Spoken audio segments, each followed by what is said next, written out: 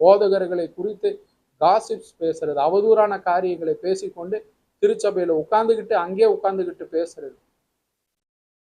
எங்கிருந்து உங்களுக்கு இது போல துணிகரம் வருகிறது தெரியுமா? இருதயத்தின் நிறைவான காரியங்களினால் தான் வாய் பேசுகிறது. இருதயம் நிறைந்திருக்கிறது. அப்படி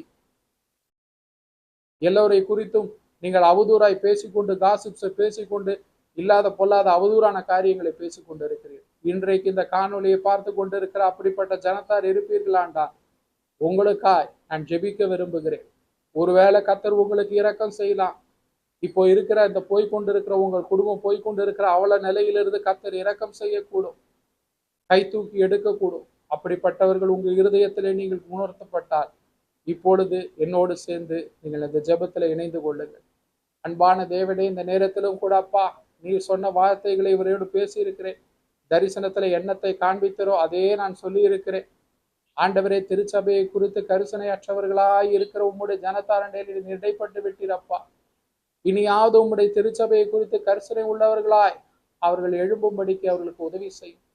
இந்த உலகத்தின் தேவைகள், நெருக்கங்கள், கவலைகள் அவர்களை அமிழ்த்தும் போது எல்லாவற்றுக்கும் மேலாய் திருச்சபையின் காரியத்திலே அவர்கள் நாடி வரும்போது அவர்கள் விரும்பினது மாத்திரமல்ல ஆண்டவரே, அவர்கள் வேண்டினது மாத்திரமல்ல ஆண்டவரை, இன்னும் அதிகமாய் அவர்கள் விரும்பினதற்கும் மேலாய் வேண்டினதுக்கும் மேலாய் அவருடைய இருதயத்தின் ஏக்கங்கள், வாஞ்சைகள், ஜெபங்கள் எல்லாவற்றுக்கும் நீர் பதில் செய்து தேவரீர் அவர்களை சந்தோஷப்படுத்தும் அப்பா.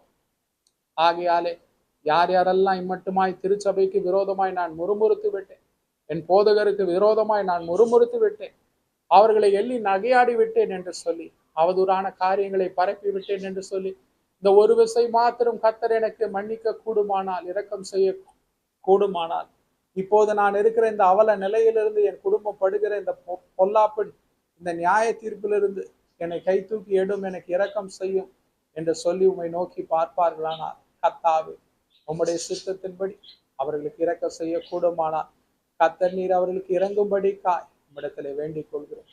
இம்மட்டுமாய் கர்த்தர் நீர் பாராட்டின உம்முடைய கிருபை இரக்கங்கள் ஆண்டவரே, அவைகளுக்காய் நான் நன்றி செலுத்துகிறேன் அப்பா. தேவரீர் இந்த நல்ல சத்தியத்தை இவர்களோடு இடைப்பட்டு உமக்கு நன்றி.